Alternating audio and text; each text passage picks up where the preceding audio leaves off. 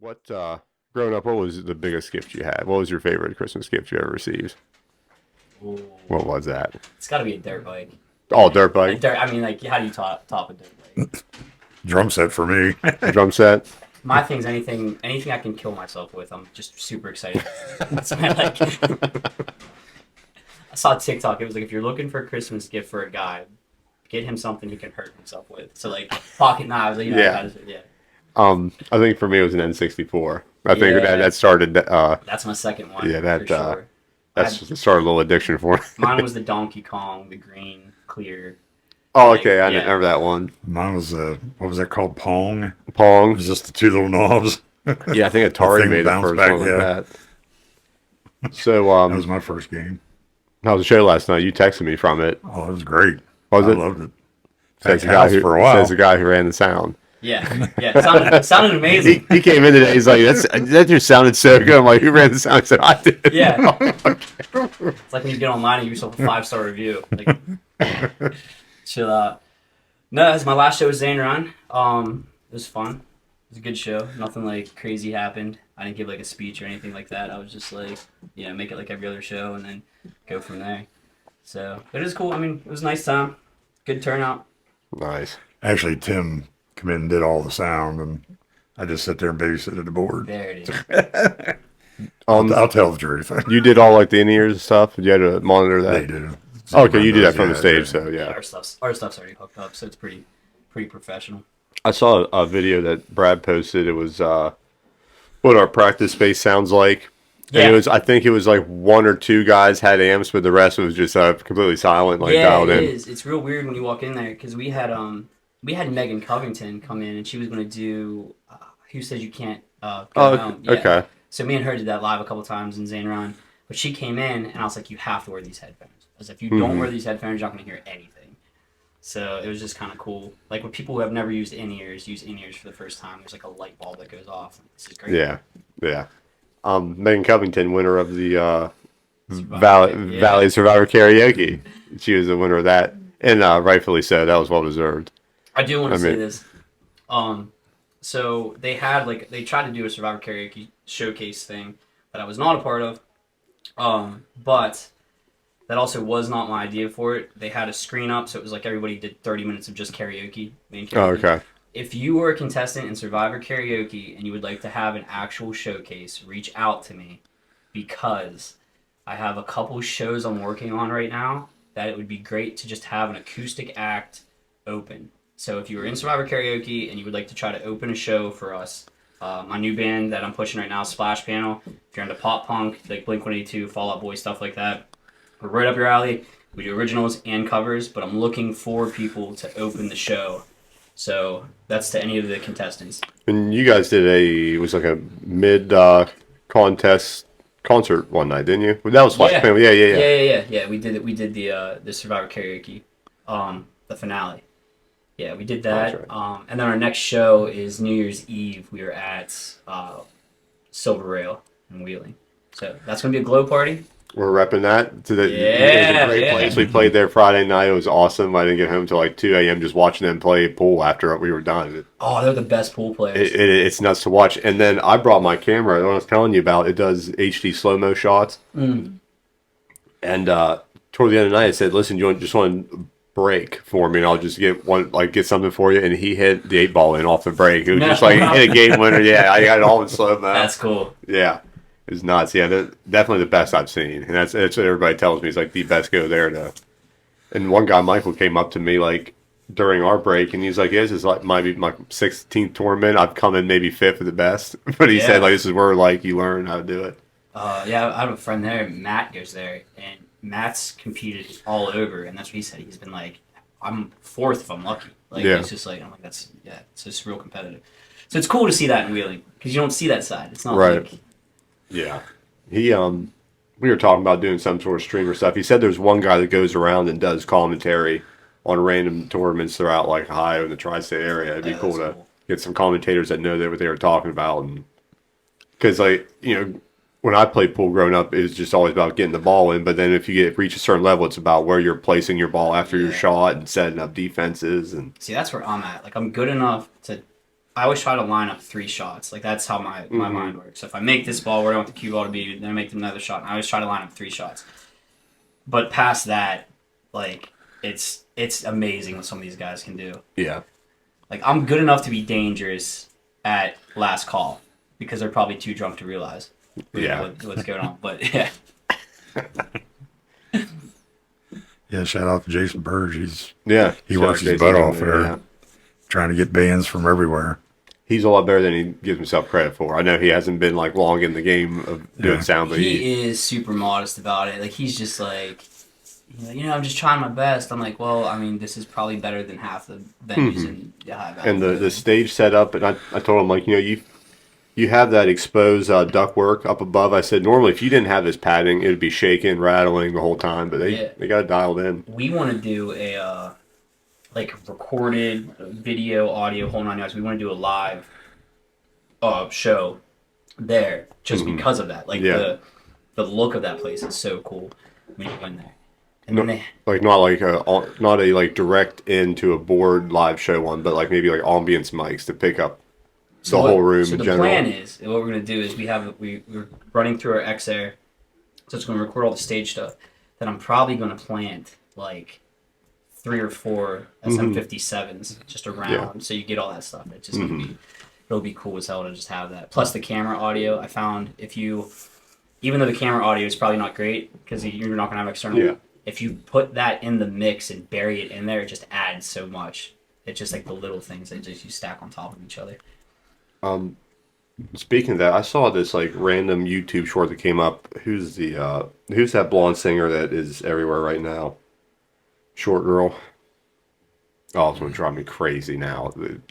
Espresso. She sings Espresso. Oh, I just heard that song coming in. I don't remember who sings it. Sabrina. Yeah. Sabrina, but it was her producer on a short, and he was showing you like this break in one of her songs. You can definitely hear just drums and her, and that's it. But he said like, what we done is we took like a 20-piece string orchestra.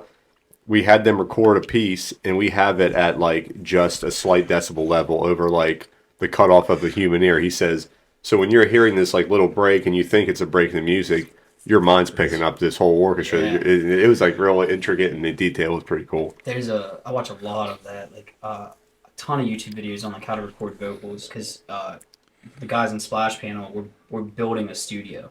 So I bought a clone of a Newman U87.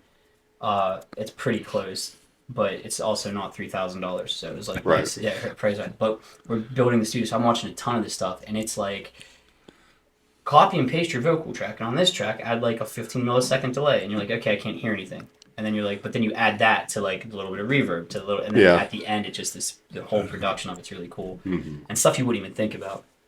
It was cool at the Survivor karaoke when Tim had the iPad out and he was giving each individual singer their own effects, and he was doing like the echo count to the beat of the song. It really added a lot. That sucked when he left at the end of Survivor karaoke because he was able to pick up your voice because he's so good at what he does, and he was like, okay, so like Megan singing, so let's add a little bit of this here for her, or like Neil when he would sing, he'd be like, all right, we need to like come like raise his lows up a little bit, and it was just he knew what he was doing, and he would just get it in there, and and then I had to give Brian shit the other day. The other guy, listen, we practice every day. Oh man, we practice at his house, and we were running through his XR at practice, and he wasn't there, so we're clicking through the settings that he had us on, and I know that he doesn't have me like this like normal, so something got bumped or something got messed up, but it's Brian, so I had to like make this, but he had me compress like 100-to-1 ratio, so I took a picture of it. I was just about to text him this long message, and he walked up the stairs, and I was like, Brian, what is this? Like, dude, so I laid into him. But yeah, that was fun. I'm curious to see what like next year is going to be like for Survivor karaoke. Yeah, there's some changes I like to see. We'll see if that happens. And is it you guys going to come down and do that? Maybe. I don't know. I was getting set list texted to me from singers, be like, "Hey, this is my songs." I'm like, "Cool." I have no idea what's going on. Yeah, that's That's gonna be more streamlined. I Let's would just talk. be like, cool, dude, bro, good choices. I don't know what. I mean, Yeah. they might be doing more than one, but Yeah. Well, I know I heard something about you guys are supposed to come down and do the Tim, live version of it. Tim had an idea. Like, it was going to run like the month before. It was going to be a contest with just a talent show almost. Yeah. Yeah. That would have been cool. Yeah. With you guys playing and them singing. Yeah. I told Tim, if my talents are found in the bedroom, will Riverside provide me with a twin mattress?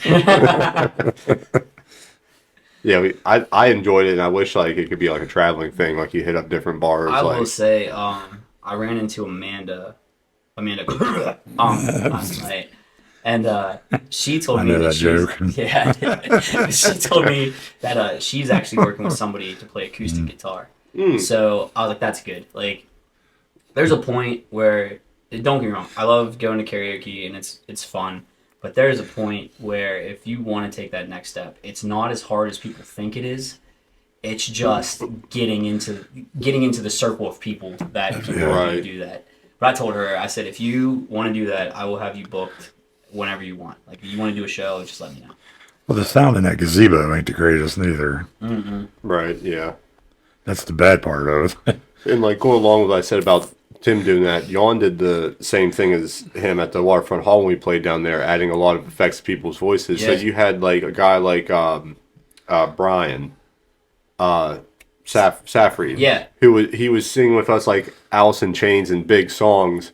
You need somebody to mix their voice as they're singing that because it's so powerful. You need to add compression. You can't like, That's like after somebody sings like a Patsy Cline song, you can't have a guy coming up and doing Alice in Chains with the same settings and just Yeah. redline everything. Yeah. yeah, there's a lot of like really good talent here in the Ohio Valley that I just think people take for granted. Because a lot of songs take different reverbs. Yeah. You can't Yeah. play the same reverb and everything. Or like I'll talk to people who aren't in the music scene. I'll tell them about things that are happening. They're like, this happens in Wheeling, I'm like all the time. What are you talking about? Like I take it for granted because I'm just I just assume people know. Yeah. Like Because last night I was just using voice echo for you. that's all. That was it. That's all you need. When a singer's halfway decent, that's really all you need. Just kidding. We last night it was cool. I look out in the crowd and there's like Tim Gallagher from Tongue in Cheek, Rachel Krems from Company Caravan was there, Libby Adams showed up.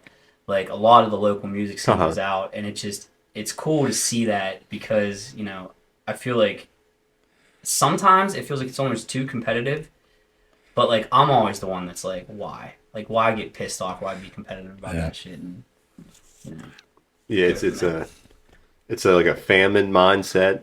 yeah, I don't know if like people think that like if one guy gets a gig that just holds back everybody else from getting gigs there. I don't understand it.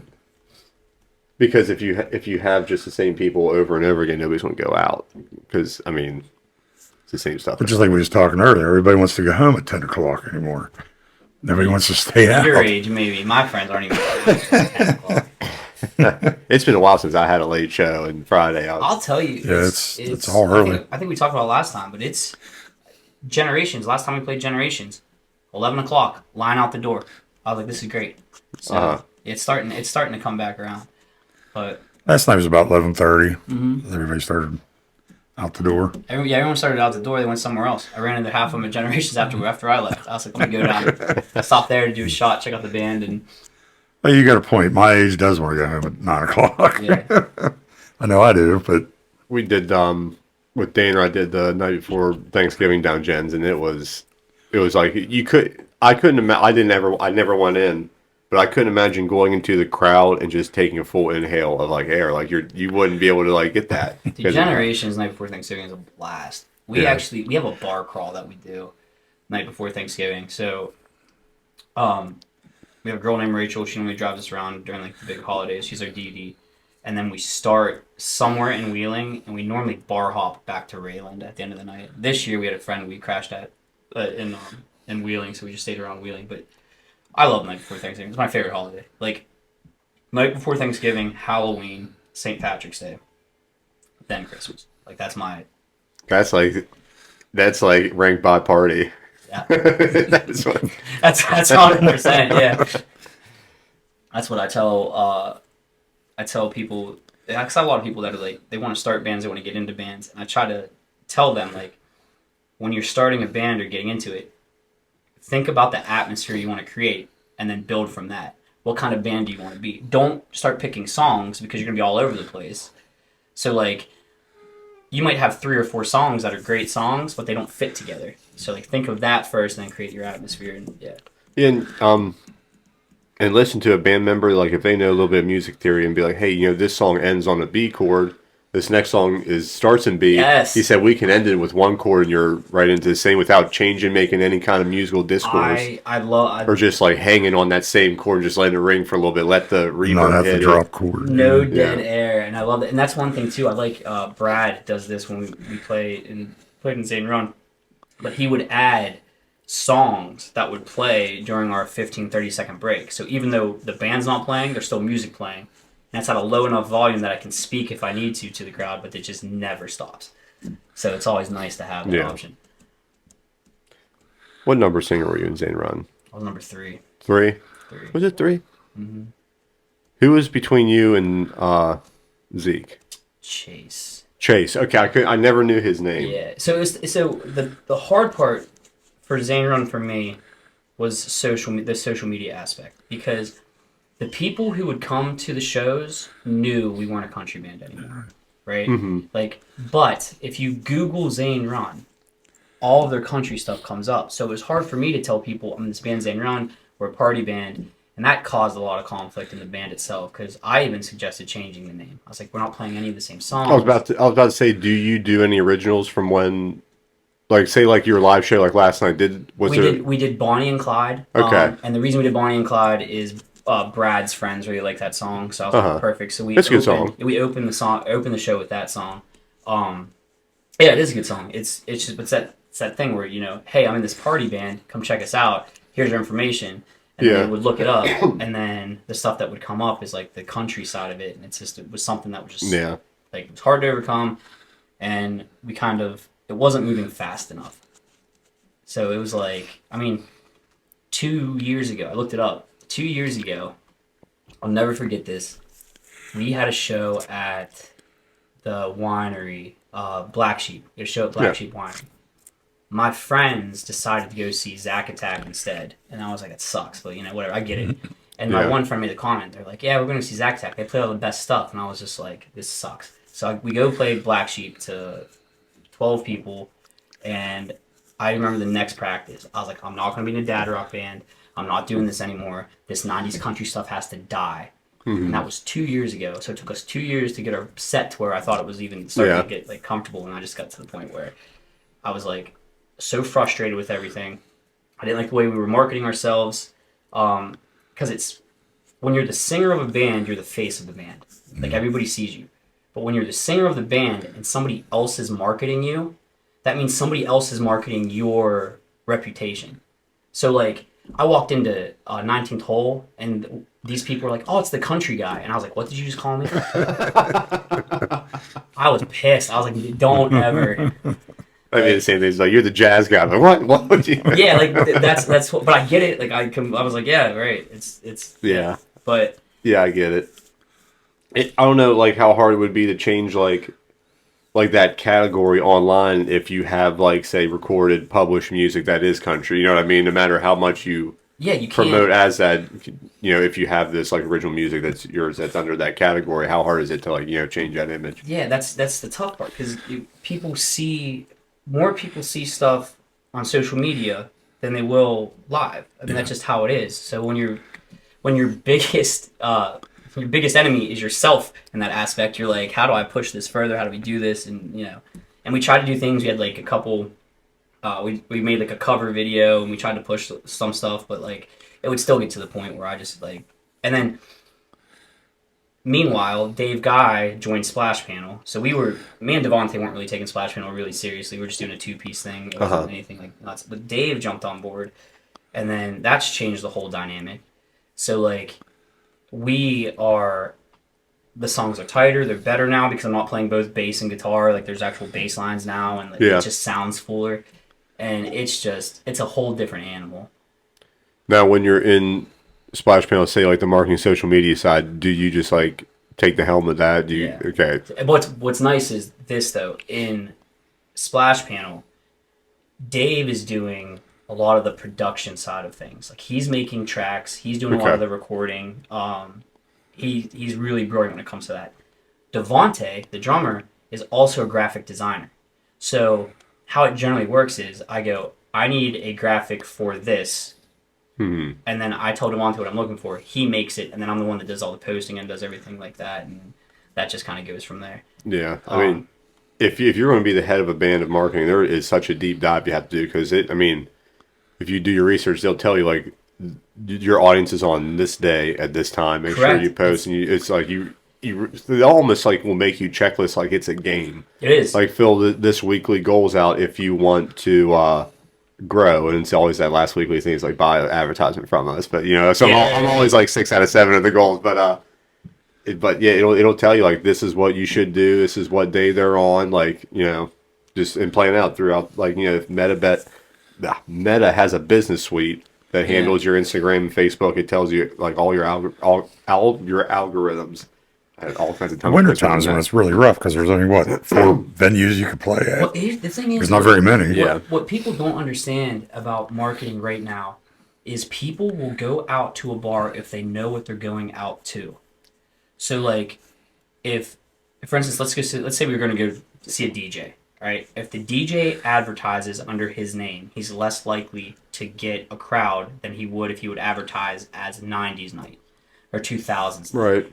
The themed nights are what bring people in. And you do theme nights with your name until you get that crowd that Exactly. So, like for instance, like Splash Panel, every show that we do, other than this Neon New Year, because there's already a name behind that, but it's going to be Pop Punk Night with Splash Panel, and then it's going to be, you know what I mean? And that's so it's not going to be a Splash Panel show. It's going to be a Pop Punk Night with a live band. And if you ever have openers, they know what to expect. Yeah, and then so you get everybody on the same page, and you just push the envelope that way. But again, that's like, I talked to Rish from Hollow the other day.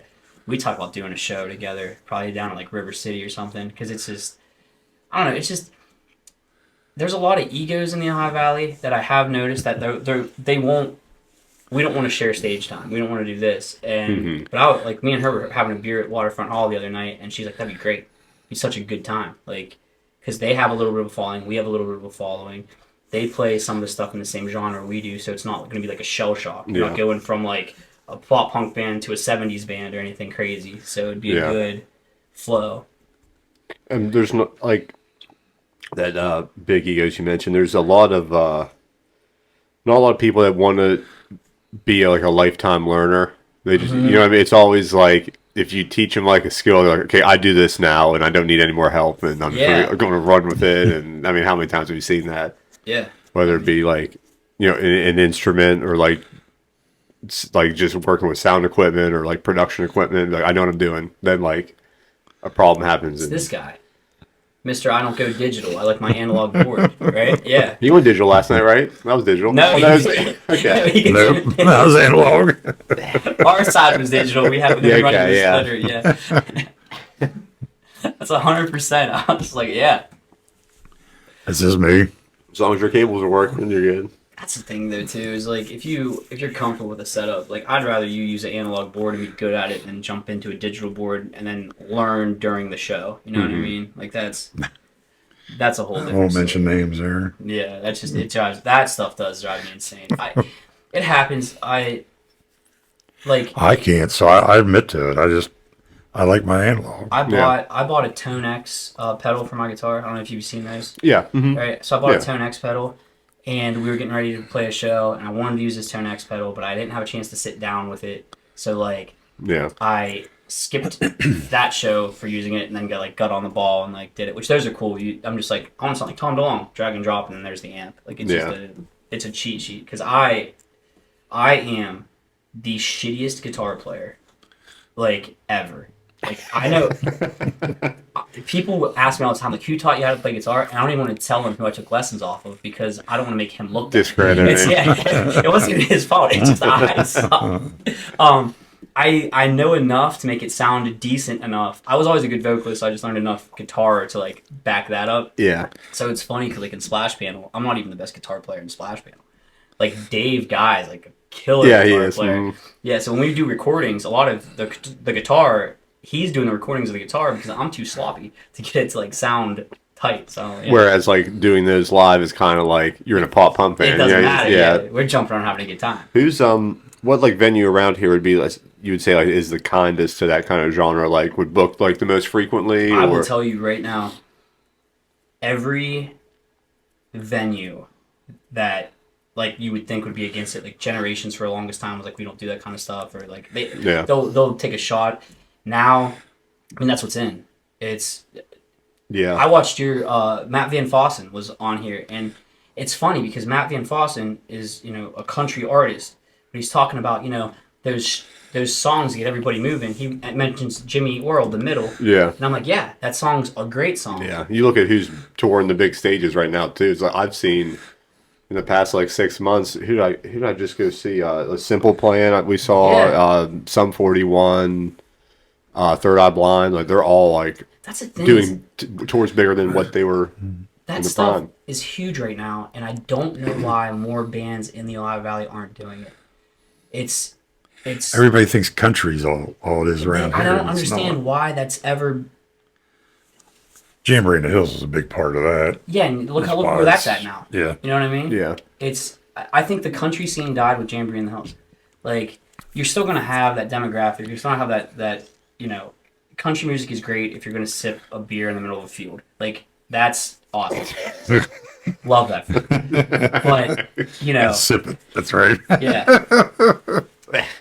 Pinkies up. But like it's that thing where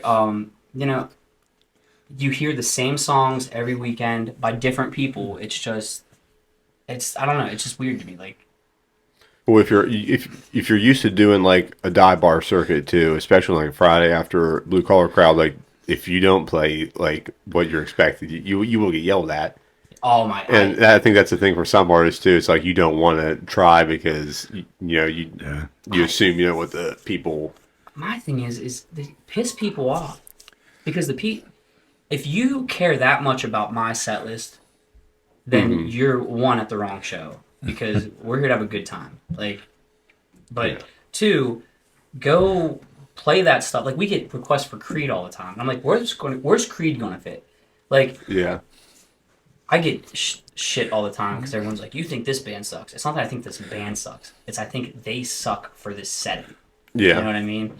And like that's one of them. Like I had a guy last night. He was like he held up a phone thing that said Creed on it. So I just asked security to take him out. I was like, "Can you please escort this guy out the door?" Say there's like if you were doing that at dive bars. I'm not saying dive bars are Yeah. bad and can't have a fun time, but if you're doing just those songs that they're expected of you to those crowds, they're not going to be following you from. They're going to be staying at their hometown bar because that's what they want to do anyway. They don't want to like follow the band, so you have to kind of We played play what you want to. we played Barnesville, and it was Zane Run did. It was one of the best shows because after the show, people were like, "No one else is playing this stuff," and I was like, "I know, I don't get it either." Mm-hmm. But so That's not like they locked the door when anybody else in. yeah, It was packed in there. Really, I couldn't even get to the bathroom. It was packed. yeah, we have too much fun when we do those kind of shows up there. That's what I ran into the owner Susan. And let her know the situation with me leaving Zane Ron and all that stuff, and her initial response is, well, "What are you doing now?" So I was like, well, "I'll hit you up. We'll get a hold of you. We'll go up there because I do like that venue. It's a lot of fun. Actually, I hated playing outside. Like we played on the big stage for the Pumpkin Festival, and that sucked. Like I got so bored, I bought a wooden katana, like one of those toy swords. what was wrong with it? What? What was like wrong with it? It's you play on the stage and it's people sitting in the chairs and they don't have the alcohol flowing through them and it's just To match the stage, boring. you yeah, want, right, yeah. I feed off I the gotcha. crowd. So yeah, I got bored, walked off the stage, went and bought a wooden katana and brought it back on stage with me, and that was like the highlight of that show for me. But then we played the night before in Blue Moon Tavern, and like you're not on a stage, 20 feet away from the crowd. You're in with the crowd, and that was a blast. And I don't know if they still do it, but I'm thinking of the wrong one. There was one that who's right by the Pumpkin Festival stage. That's Blue Moon. Is that Blue Moon? Yeah. Is there a barrel house They have a big, Oh, up the road, yeah. up the road? I was thinking Where the like, one stage is, that's across the street, yeah. okay, it might have been the barrel house we played, Yeah. but we did it like right during Pumpkin Fest, and I remember it being the crowd was wild, and the producer behind the board was mixing for like a live recording at the same time, so it was like just like Yeah. a double whammy. 'Cause they have but the awesome. stage down by the Blue Moon, and they have one up on Main Street. Yeah, and it's right across the street from it. Yeah, I played it both. I did the barrel house once, but I've done the Blue Moon a good bit of times. I love both of those places. yeah, and I like the Pumpkin Festival because that's like the one time of the year people outside of Barnesville go to Barnesville. So it's you don't know who you're gonna run into. It's a cool atmosphere to be a part of. So I remember, this is a random story, but like I remember when I was like 21, 22, we went to a house party out Barnesville. We were playing Pong, and like if I don't know if you're how familiar you are with the rules, but like if you bounce a ball into a cup, it's usually cups? 2 cups. Yeah, they did it to us, and they're like game over. what? And we were like, hold on, wait a minute, the game's over because you bounced in the cup. He's like, yeah, it's Barnesville rules. I'm like, I've never heard that. It was the weirdest thing. Yeah, Yeah, I'll never forget that. I always hate when they're like island and all those other like weird rules they have. Like that is when I get like kind of like annoyed. I'm like, listen, Yeah, one, how do you keep track when you're 6 games in? Like that's, you know what I mean? Keep it simple. Yeah, the heating up when it's like heating up. Okay, can I have my ball? No, I'm on fire. I'm like, what's that even mean? Yeah, It's right. like just. I usually play like I grew up playing with like one re-rack. That's what you got. You could re-rack in one game. And if a guy was holding his cup and didn't finish his beer, and if you made that in, it was called the ghost ball or something. I used, That to was be, like I used to yeah. be good at that. I had one girl, she was holding the cup like this with her hand over top of it, and somehow I made it in between her hand and the cup. And she looked at me and she was like, you gotta be kidding me. I was like, game over. I used to be really good at beer pong. But then I learned how to drink like an adult. And that changed. I'm gonna pause for quick, grab another beer. We're back. We're back. So Doug, when's the next party at your house? Well, I wanted to have a Christmas party, but everything went haywire. Then I was going to have a New Year's Eve party, which OV DJs are having that one down in Moundsville. Moundsville now. That's, Genesis. Genesis. So that got canceled. And I might be selling my house. Really? Moving. Might be. Did you talk to the sponsor of Yeah, the show, I Rich did. Investments Group? If you're selling your house, get a hold of RIG, Rich Investments Yeah, Group. there's your commercial. Yes, proud sponsors of the show. Yeah, I did. I just actually talked to him the other night. Nice. Nice. At their convenient location at the Yeah, right out the road from yeah, it. right out the road from you. Yeah, he's looking for the house for me.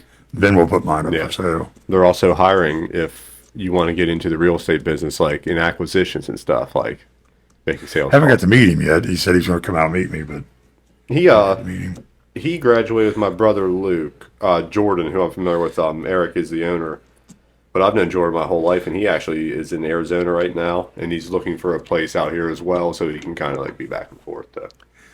Yeah, because I'm getting too old. I can't climb steps, so I want a level house. Yeah, Mods are home. I don't care, whatever. there was just one in Barton that they I were hate to selling. give up my basement, but I know. that's just it's just the thing that I'm too old. Yeah. Wait. Would it be cheaper to buy a new house or just put an elevator in yours? Like your current one. Probably an elevator. Just do that. I thought about it because my main thing is coming down my garage into the house. When I have groceries and stuff, I can't get that stuff up the steps. What? So I wanted to put one of them like wheelchair lifts. Yeah. You know, that way I could just. But I don't want to get that old yet. Oh my. I'm there, but not yet. I know it's not the same thing, but when you said that, the scene from Gremlins where the girl's going up that little, like the woman's going up that, whatever the chair thing is, that goes up Yeah, the yeah, stairs, yeah. and she goes out the window, that just popped in my head. You're right, though. An elevator would probably be cheaper, but the house is too big for me, too. I mean, for just me. I love that basement. You didn't get to see my basement, pal. I had one just as Yeah, just as just in a high state a lot basement. more high. I was about to say a lot more high estate. Yeah, I had a high state floor in the middle of the thing made out of tile. I remember like the home movie theater seats. Yep. Good time. That place was always packed. Now, mine went up the house I live in now was always packed because of Jambo. Yeah. As soon as Jambo went away, everything else went away. Everybody don't want to, because they stay at Jambo. So they come to party at my house. Now you come to party at my house, you got to drive home drunk, and Yeah, that's people don't want to do it. Yeah. I was in the hot tub when you could hear Brad Paisley right over the hillside screaming, "This is the greatest guitar player ever, Roger Horn," and like everybody screaming. I was in the hot tub, what the hell, this is awesome. That's cool. Yeah, rather than that, it's the OVDJ thing. I wish there's that new festival coming to Moundsville, that Rock the Valley. Have you guys seen that? I've seen advertisements for That it. looks like it's gonna be a cool time. I know a couple bands on there. There's that old Washington Music Fest that's kind of really taking everybody notes all your Yeah. Oh no, yeah. It's like I'm doing the Willie. the style right up your alley. You'd love They it. they were actually talking to us about doing the campsite like after party thing. Like before I left St. John, they were talking about that, and I was like, Isn't Big and Rich coming now? Yes, Big and Rich is the headliner of Friday night. Yeah. Friday night or Saturday? I don't remember. It's one of the two. I'm doing the radio broadcast for Johnny O for that. So. Oh, are you? I didn't know that they were still. Did they split up? Big and Rich? Yeah. I don't think. Maybe they did. I know. I don't follow them too much. Brooks and Dunn did. I'm like this, Doug. I'm trying to get out of the country. I mean, I was stuck in country so much because of Jamboree in the Hills, but I think what hurts like the rock genre in the Ohio Valley is there are a lot of bands that, not so much now, but there were a lot of bands that weren't great bands that would come in and be like, oh, we're a rock band. They get their foot in the door at a venue, and then the venue would be like, yeah, we're paying these guys, and then they would put on like a lackluster, I'm talking guitars out of tune, the sound just wasn't there, Yeah. And it's just, I mean, I like the southern country rock. yeah, It gets you up and dancing, but because me and Matt Van Fossen used to have a fight all the time. That's how he did Boom. Because me and him come from the recording studio one night, and we were fighting all the way down the highway. I'm like, dude, people don't want to cry in their goddamn beer all the time. Get somebody out there dancing. And he was just like, I mean, finally he wrote Boom or however he got it. All of a sudden it was like it picked him up a little bit. There was a song on that album that I like better than Boom. It was even more rock than Boom, and I can't. Yeah, I don't remember the songs anymore. He's played all the time, can't remember. yeah. I don't know. It'll come to me. But like, I remember seeing him at Generations a couple times, like a couple of the shows, and it was just like 2014, 2015 in the Ohio Valley, maybe even like a little bit earlier than that. It was Around so 16, weird. yeah, 15, 16, yeah. It was just like a whole, I don't know, the whole thing was just weird. But I was coming from that point, I was playing like Goodfellas and McMecken and doing a lot of these like shows in Pittsburgh. And when I say these shows in Pittsburgh, you say Pittsburgh, everyone thinks, oh, these shows, like this is like glorified somebody's basement show, like not like anything like nuts. But it's just like it was a whole different atmosphere. Mm-hmm. And venues would be like, you can't play a cover because we are not playing, they don't pay the ASCAP and BMI and stuff. So like, we'd have to have all original music and do all that kind of stuff. Yeah, I can't think of that song either. It was the Close if it ain't it. Yeah. Close if it ain't it, that's it. Yeah. Now, where did he record at? Well, That was Innovation. Innovation. Then he did Boom some was of it. Innovation, and then I think was it Aardvark? Aardvark. Before that. Where did you guys go for your newest one? The newest one, we went to Aardvark. Okay. And then the one before that, we went to Ofka Innovation. Okay. Yeah, So- I wish he was still there, but he's not. I did too. Right. I like. I don't know if he's going to one up Parkersburg or not, because that's where he moved. The way his sound was just so good that Oh, it's yeah. like it's tough to compete. Yeah. That's- Thinking of the major ones, I know it's Aardvark. There was Innovations. I know Jamie Peck is up at the school with one really Yeah, nice West Liberty. one. Yeah, it was I West think Liberty. Gage worked with him maybe for his. I was like, I've never met him. I think I've met him in passing once or twice, but like that was when I was looking for a studio. Like, that was one of the people I considered, and then you told me about Dan, so I hit up Dan, and working with Dan was a great experience. Like, I can't say anything bad about the whole like process with working with him. It It was awesome. I actually need to get a hold of him because I want his keyboard track that he made for the song. Uh-huh. I want to add that to our backing track, so I just need him to like send that to me. But yeah, it was. Yeah, Dan's a bass guitar player. Oh, basically. I know Yeah, that yeah. because when I got our first mix back, the bass guitar sounded amazing. Everything else was like off a little bit. Well, I didn't mess with the other stuff. Yeah, I'm like, There's a Yeah, he played with like Joe Zellick and yeah. all them guys. do you ever go to that the clientele in Wheeling? I know that they have some like hardcore and like punk shows do. and different things. You ever played on that? We I know played there. they don't officially like do it themselves, right? Because I know like Gage Voda from the Times Leader, he usually throws it himself through them, but Gage Voda. I worked with Gage Voda since he was in high school. Uh-huh. Like, he has booked bands. He has booked shows that I'm like. Sometimes like, how do you do this, man? Like, it's super impressive.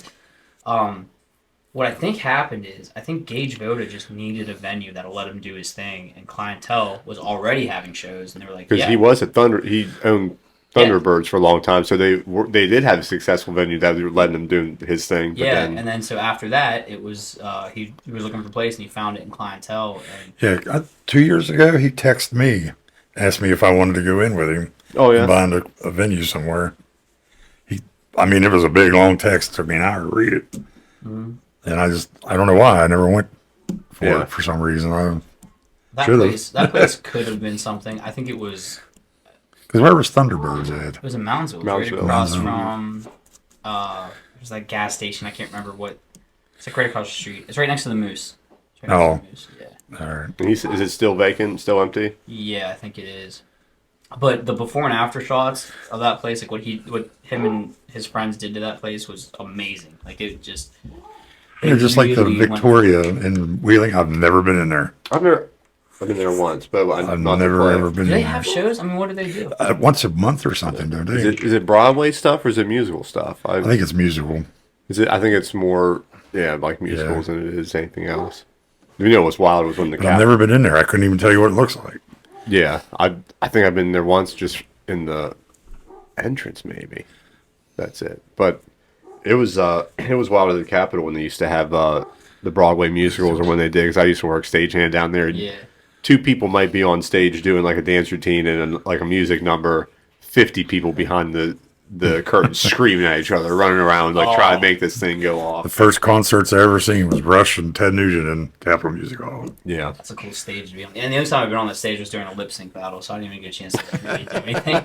I was part of the backup band. There's way more to that building than you know. There's a bowling alley down in the Bowling alley. basement. Oh, really? That's Yeah. cool. It's scary down there, It's too. spooky. Like the hallway where they have all like the green rooms that goes from like stage left to stage right. It's pretty damn spooky in there. That's right. I've been down there. The spookiest place is probably the stage lights, the spot booth. Because like the spot booth back in the day used to have gasoline powered spotlights and all electric, so like the walls are like caked black, and like somebody was saying like the operators had developed like crazy lung problems because like you have this little trap door that let the air out, but other than that you're just rolling with like a little diesel engine in there. Yeah, it's cool. Man, I do. I enjoy like the scene really. I do. It's neat. Like all It's actually coming together downtown finally. It is. Then with all the outdoor dining they're going to throw together, and Yeah, River City's got an outdoor dining now too. I think they're moving on to more businesses. I don't have. They had a list. I saw it before. But That's the thing kind of sucks about River City now. The load in there is a pain. Yeah. Nowhere to park. That you don't walk 4 miles to get into it. Yeah. Like last night, we must have traced. I still have salt on the bottom of my shoes. I don't know how much salt I traced in there yesterday from the sidewalks. Let me ask you guys this question. Kaylee and I were talking about it yesterday. There's a lot of like community groups on Facebook. If you want the best like gossip or like what's going on in the High Valley, where do you turn to? Underground. Is it underground? We were just having this discussion because like Dean from Ideal Provisions, he has like the what's happening groups and stuff, and then I recently came across underground. I'm like Underground is like yeah. It's like Tell how it The is. best way I can describe underground is like, do you remember when Trump said he was going to create his own social media and you can say whatever you want?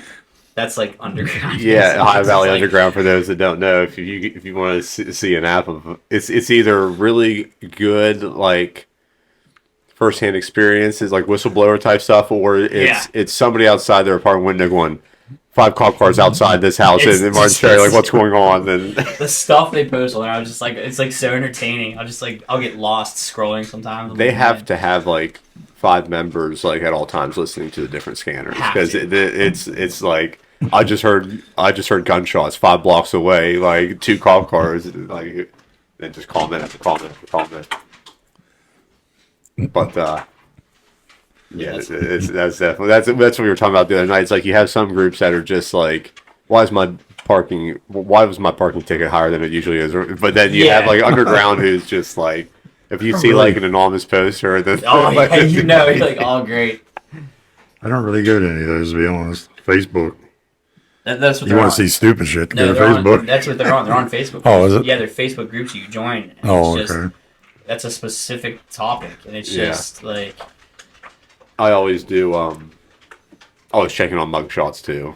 Every once in a while. One of my best friends growing up, there's a guy that's been in our class since kindergarten, and he's just always in jail, out of jail, in jail, out of jail. And it's our like running joke. Like, it's usually like once every other month. I'll text him like, our boy's back in, and I'll send him the mugshot screenshot. We used to check that website so when I DJ at the strip club, we used to check that website to see which strip club did you DJ at? I was at Godfather's. You were at Godfather's? I was at I started on the island, I went down to Moundsville.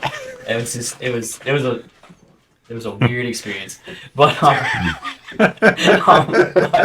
we used to check we used to check that website and be like, okay, he's not coming in today. He's not like. I just heard a story about Gage on that. They took Gage to Godfather's for his 21st. Oh, yeah. He said he hated it. So I should take him to Jill's. I'll say this. Going to a strip club is 100% about the people you're going to the strip club with.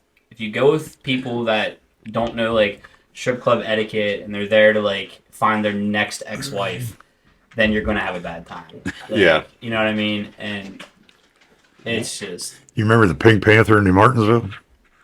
It was I always call it the Ballback Club. You walked in there, he was in a fight as soon as you walked in. It was a strip club. South end of New Martinsville. Did you develop like a strip club DJ voice when you did it? I already had one when I was like, okay, like I would do stuff like Him and Tim talked about that. I would just straight up be like, gentlemen, you can't buy love, but you can rent it in the back. Jake is now available for private rooms and lap dances, and like just do stuff like just the dumbest stuff. Oh man, dude, that was a lot of fun. What was the weirdest thing you had to say on the mic? Like, like some like type of like you left your lights on type announcement. So just like that never really happened. I think it's because I didn't give a shit. Lights on, whatever. But like the weirdest, like some of the stuff, like I used to have to watch the cameras for the back rooms, so like I would have to do things like knock on the door and be like, hey man, you have to put your pants back on, like stuff like that, like just like dumb, like weird things that like people, yeah, that was just a crazy time in my life, like just like. I can imagine too. It's like Godfather's 1.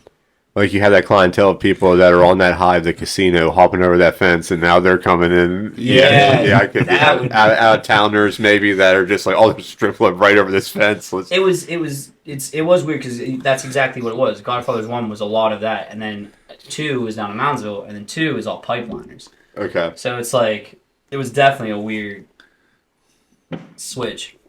I used to work at the Carlos up at Dallas Pike next to Jill's. Okay. When it was up there, and I knew all the clientele. I knew all the customers and everything. They would come in after hours and get calzones. Yeah. Also, the truck stop was right across the street. Yeah. So you would watch the ladies like walk around. You see them get in the cab, and 12 minutes later they both get out. Then they walk. The gentleman will walk her across the street. And that Carlos was connected to a bar, so they would come in and get pepperoni rolls and go over. I would just see this whole interaction. Man, it's definitely a weird thing to like be a part of. It's I don't even know how to describe it. I remember I came home one day and my girlfriend was trying to surprise me, and she was wearing like some kind of lingerie, and I just walked right by her, like didn't even pay attention. Like, because at that point, it's work attire, right? Like, at that point, like you really can't. Like, You're so numb to the. I just like one time, one of the dancers walked up to me and she goes, "Hey, I need you to go." Like she ordered lunch or whatever, and she's talking to me and she goes, "Hey, I need you to go run this money out to the delivery guy." I was like, "I'm not running the money out to the delivery guy. Just go do it." And she goes, "I'm naked," and I'm like, "You are." You just get so jaded to it. It's just it doesn't even. Yeah. But yeah, that was fun. Joe, I'll toss you out. It's cold. Just wants to say hi to everybody on the radio. He became best friends with like Bobby Pizzo Ferrato from Wild Cherry. We had him in. Yeah. And like they were in the living room, just like love. He was on that chair, like loving on each other, and Banjo's on top of him. He was wearing a black hoodie, just getting all his white hair. I'm like, Bobby, we got to start this podcast. He was just like rubbing his back. So, during your run with Zane Run, what was your favorite like show you guys played? I always like Generations. Like, Generations. That's always a fun gig. I don't know. I don't know if I really have a favorite show because it's always been. I'm the worst person to be in a band with. Just period. Like if you ever play a show and you're like, I did a really good job, don't talk to me because I'm like the minute I step off that stage, I'm like, this could have been better. This could have been better. I'm just like my hardest critic. So like. To say what my favorite show was, I don't think there was ever one that like really stood out. I've had some that I hated. Like I was just like, get me off of this stage right now. Pumpkin Festival. Yeah, like that one was bad. No, I mean, like you said, like with the Black Sheep, if you only have a few people, those songs, like that energy, if like you're not being reciprocated in some way, it's so hard to. And it's like, a different place to play to too, because it's when you drink wine, you're a different drunk than beer and stuff. That's the thing. It's just like it's a totally different atmosphere in there. Yeah, it which is not my atmosphere just in general, and that's just like I don't know. It was weird. Just shows that we would play shows where people were sitting in chairs. My favorite thing that ever happened is we would get complaints, and venues would be like, this isn't the band for us. And I was like, that's exactly what I want because I don't want to play here anymore. And I want that reputation. Yeah. Like, tell me that your glorified bingo night is not the place for me. And that's good. You know what I mean? Yeah. So as long as we get paid for this interaction, then we can just go on without. It's you know what I mean? So and that's the thing too, is like, it's cool to get paid for this, like getting paid. But a lot of the places around here, they're not spending a lot of money on bands. Which I don't blame them because you could either have a band or have a DJ. You know what I mean? Yeah. So it's not like the money's a big, like, factor. Like, so some nights, like, we played Morgantown. And that show, I got so pissed because the way our set list is I put all of the 90s and country music in set 1. All the party stuff was in set 2. Because set 2, it's when the alcohol kicks in. That's when you want your stuff. Yeah. Well, set 1, we played, and everyone's like, all right, and then they all left. So set 2, they didn't high get to hear energy stuff. stuff. And I was so pissed off that night. I was just like, this is not... When Banjo's fist, he starts kicking around his people like a soccer ball. But that's I was just so pissed off. And then I just remember, I don't remember who it was in the band that said this to me. They were like, yeah, I talked to another band that plays here, and this happens all the time. And I said, then why did we take the gig? Yeah. You know what I mean? Like, why? Because you know what I mean? Like, it's just like, so sometimes I'd rather not get paid and just have I think that was the guy that did their sound. Yeah, told us that. Yeah, and I was like, then why did we take? He said they'll come for the first set and then out the door they go. So it just. That's like with 2x4s. It's like that first and second half. It's such a difference because like you came to the Black Sheep one night. It's like that first half we have our regulars that come early, and they bring their like best set for that first hour because like people have to see other people singing and get that liquid courage before like the party music starts kicking in and everybody starts signing up. And the thing with wine is they talk, then they get loud. Yeah. You know, it's like just sitting here talking, all of a sudden, and then they're yelling at each other. It's wine's a different drunk. That's like somebody told me years ago. They were like, "You are not cut out for the Ohio Valley," because I need high energy, and I need I need to be going 100 miles an hour at all times. Yeah. And it's just, Well, the more high energy you get, the better you sound. Yeah. More, you're into it. yeah, and Instead of just sitting there crying in your beer, like I always say. I need that atmosphere, and a lot of places in the Ohio Valley don't really have it, and it just And it's like it's not. And it is what it is because like that clientele is just not. You know what I mean? They want to sit there, and it's cool. And I think there's more places opening up in the High Valley that are facilitating what like you were like looking for. I think it's like, for instance, Zane Run or me in general. Like, it's our responsibility to make that atmosphere, because if I don't want to play it to a bunch of people just sitting down, then I don't want to play music you can sit down to. You know what I mean? Yeah. Like, it's almost like, you got to play that stuff that gets makes people want to move and do that. And it is tough in the valley. But you have River City, Generations, Waterfront Hall. People show up to those places to have a good time, and those are always like the fun shows. 2 different crowds. I mean, like, and 19th hole gets crazy every once in a while. It's too small of a place. yeah, That's Very bad that's part. the only downfall. Like, I've been to 19th hole and people start dancing, then there's like tables in the way, and you're like, because you really can't move them anywhere. yeah. There's some dive bars that I'll play around here, and it'll be like a lot of classic rock, and you won't get any reciprocation until the end. A lot of people will come up and stuff, and it's almost like you just have to understand what that crowd is, and if you can't play that crowd, then Yeah. like you said, there should be transparency between everybody that books in that band of, let's not throw ourselves out here to be set up for failure, because it can be detrimental for, like, say, a high energy band to come to like a crowd that just wants to hear Waylon at the end of a work week. Yeah. But like when you're playing these shows, it can be detrimental to get a video out of you guys playing to nobody, and that, like, no matter how good you're sounding, if the camera pans out and everybody's facing the bar, that's not a good thing. I don't like starting shows early. Like, the shows we would get show offers that were like 6 o'clock in the afternoon. I'm like, absolutely not.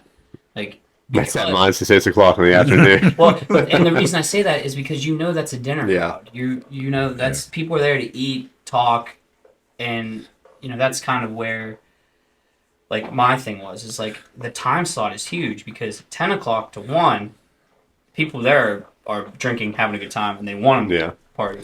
Yeah, it's a black sheep. It's more of a Roger Horton Jones type thing up there. Like, my favorite thing is, like, Brian will do karaoke at Generations every Friday, and he'll send a picture at 8 o'clock and the crowd's packed, and I'm like, it's the dinner crowd that's there. That's what because I'll ask him, I'm like, how's the crowd? And he'll send me a picture of the crowd, and that's not what I'm asking.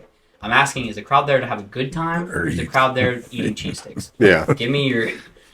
There was one Black Sheep show I remember, that just the most anomalous, like the most wild crowd I've ever seen at a winery. And for some reason, my brother and one of my friends signed up, and they were singing Mr. Mom. I don't even know who sings that song. Yeah. The crayon. But during the part of the chorus where it goes, crayons go up one drawer high, for some reason, the place is crowded. One drawer higher, everybody at the same time. Like, why is this going on right now? And see, that stuff's cool. Like, that's where we played there one time. We used to play there once a year, but we haven't played there for a while. But one time I had a crowd that came up to dance and have a good time, and it was the song before the last song. So I was like, The one issue I have with them, it's not even an issue with them, is it's an issue that I have to go through, because all my friends and all my fans are beer drinkers. And I have to, no matter how many times I'm warned, I'm like, don't bring beer. Don't make it look bad on me, because they're watching and stuff. And then I just remember, like, some played with Matt whenever it was just the barn, right? Yeah. Before they built Rome. I sometimes, but like, the thing is, it's like when you finally convince your beer drinking friends to come to the winery, they're drinking wine like it's beer. And then you're on stage watching them in the front row, just sitting there on their stool, like, spitting straight purple onto the floor. Oh no! Remember, Sissy got kicked out for drinking beer out in the party. Yeah, and then, like, I remember the show after at the Barton Trap after like a night I play at the like a winery, and then like I'll talk to you and be like, yeah, we know when they come from your winery shows, they come here afterwards, and I have to deal with all these things. Oh yeah, that's the worst when you start like. Yeah, Brian was DJing doing karaoke down the trap one night, and I talked to him at a Miners game, and I said, yeah, I played down the Black Sheep the same night. And he's like, I know. It's like your people game. That's one bar I never make it out to is the trap. Like I've been there a few times, but it's so far out of the way, I guess, that I just never make that trip. That's kind of like a lot of the regulars is who I grew up with. That's I get like nice crowd down there, but it's just like if you're a performer from Wheeling and you're just starting out, don't go down the trap. It's they'll let you know if you're bad. I have a list of bars that I tell my friends, if you ever see me at this bar, either it's not a good night. It's there's a reason I'm here. Yeah. And whatever bad decisions I've made have led me to this bar. And there's a few of them. The trap is not one of them, but I do have a list of bars that makes me think of that kind of stuff. I just when I go down the trap, I feel like I'm among like fellow savages. I don't know. Like one time I was talking to the owner because it was like a slower night, and I was talking to him like, yeah, well, the waterfront hall just opened in Wheeling. A lot of people were out this time, and he looked at me. He's like, you think any of these animals are going into Wheeling? It's just so funny. Right. But I love them down there. I've always liked. There's another bar that's out. LA Pizza is what I'm thinking of. LA Pizza is a good time. Yeah. LA Pizza, I've always liked going down there. It's way out in the middle of nowhere. It's definitely. Yeah. That's the thing about You don't want to get too drunk try to drive home from out there. Actually, you don't want to get drunk at all and drive home from Medina. Yeah, right. Listeners. It's not like there's 5,000 back roads, Mm-hmm. That's what I was. Yeah. I had my bike out one day, and it was just funny because I'm on this back road, and I was just like, whatever. I didn't like, you're just like go for a ride and get lost or whatever. Uh-huh. But it was like I passed the sign. It's like Adina to the right. I'm like, okay, cool.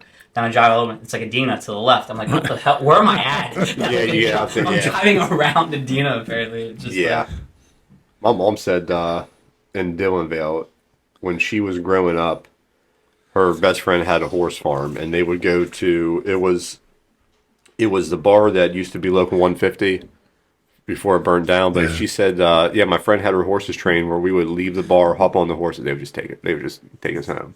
They knew where to go. I just get so jealous of hearing that. I would just love to just hop on like. Didn't they have a roller skating rink there too, burnt down? Yeah, roller skating rink that burnt down. A lot of roller skating rinks burnt down like in the last like 5-10 years. Like all. Oh, dude, and Tiltonsville's burnt down like a few years ago. I can't remember. I think I was at Hightower that night. I was so drunk. I get home. My girlfriend at the time was driving. I get home and I pass out immediately. Well, like the roller rink burns down at like 3 in the morning, 4 in the morning. Yeah. So I wake up to her going, like, oh my God, and she sees these flames coming out, and I rush out, and I'm still like trash, and I go, what did I do? And like I was like, I thought like I was involved somehow. We my first year I ever camped out Jamboree in the Hills. One of my best friends had a 1977 like Dodge motorhome that we took out there. It was like a pump start, like you had to like work that tailgate. And the first night we were out there, I don't remember anything. I wake up in like the field that we had like outside of the camper, and I opened the door, and like there's 15 of their road signs in the campground I was staying at. 15 of the road signs somehow like jimmied inside like long ways, and we're like, how did we do this? What did we do last night? How did we do this? Did you ever throw the beer bottle out the window and hit the signs? Used to do that all the time. We even tried to throw it over the train trestle in Powhatan. Throw a beer bottle up over, see if it'd come over the other side. He'll tell me stories. Like, yeah, I used to just smoke 10 joints on the way to school, high school, and stuff like that. Yeah, he used to do that. That's one thing too. Like Powhatan is such a hard. Like, I was talking to Derek. That's the reason I moved down. Like it's such a hard sell for a lot of people. It is, It's so far out of the way. I want to do. You gotta attract the people from Moundsville. You gotta get them out of there. I want to do a music festival down there. Yeah. Because I think it'd be cool to do like a Riverside River Fest and then try. I don't know if this is like a thing that Yeah. happens or not, but try to get like a bar hop that happens down the river. So like hit like a crooked dock, whatever, and then end at Oh, yeah. Riverside. We could be getting the Jurgles. Well, yeah, they're along it. Yeah, They're getting I was listening to Stephen there. Notney one day, and there was something he asked. I said, we need to get the Jurgles with a bigger one than we need what's in We Warrendale. need Jurgle style, right? And he was just like, what? And I was like, we need to get a bigger one than what Warrendale has. And one of the owners come on. Staffolino's lot. One of the owners come on and said, is this Doug Boston? It used to be with Township Road. And I was like, yeah. He said, me and you talked about this before. I said, yeah, you got the Highlands, you got the High Valley Mall. I said, I'd rather see it at the High Valley Mall than the Highlands, but either place would be, he's like, we're looking into it. So hopefully we I get would it. say mall over Highlands just because you have to, I mean, Yeah. there's nowhere to get to anywhere like residential, B-dubs. really. Everybody B-dubs. Yeah. There's a lot of clubs that you watch spring up. What was that one? Was it Club 360 or something that opened up in like Washington? But like if you get like a lot of clubs that are in like these mall complexes that you have to go on highways to get to, it's a very hard sell, like you were saying about Yeah, down behind. But that's what We had the Pepsi Cola Roadhouse right up by whatever they call it nowadays. yeah, I mean there was a Club 360 that had 3 floors, 3 different stages. It had a Dave and Buster's style game room. It had like a little bowling alley, all kinds of stuff. But it was in a mall plaza that you had to drive along the highway to get to, and like to bring in big acts and have people their only option is to have to stay in the complex and then get we like thought hotels. about like how cool it would be if you bought like one of those abandoned malls, and then like your Sears and Kmart's and stuff were like Tequila Cowboy and like the bigger stuff, and then you take another 2 of those Like stores, a strip. yeah, and then you take another 2 of those stores and make hotels, and then all like the little stores are your little like there's an Irish pub, there's this. You could do a whole bar crawl inside. You would still have restaurants and stuff so people can eat, but you would have you could do a whole bar crawl inside one building. High And Valley then- Mall would be perfect for that. Yeah. All your hotels right around the outside. The mall, I guess, like whoever came up with the mall, the original idea was to have it as like apartments, business complexes, apartments, business complex, and then they were like, well, we just make all stores, Yeah. get money. Yeah, that like I always thought that would be a cool idea. Yeah. And no one has that kind of stuff. One cool thing is Or have the big bar like Tanger Outlet. You could do Have one the big branch. bar in the middle and have all the outlets around the outside. You could do like just one branch of the mall. You imagine like one branch that's like sealed off, like with the cages rolled down, like say the hallway of like Sam the Goody, nightlife. the Yeah. Goody, yeah, the nightlife spot, just that little strip to Yeah. like the center and down. You'd have like 10, 15 like different clubs. 7 Ranges in Steubenville is cool. It's in the old Sears building. And it's an arcade. So like there's like kids and stuff that'll be running around, but there's a adult section. So you walk in and like that's kind of where like the axe throwing is and all that stuff. But they have a full bar. They have karaoke nights up there. They're a blast. Like it's a fun time going up there. Never been there yet. Yeah, it's a cool spot for sure. All right, we got to cut this before we hit 2 hours.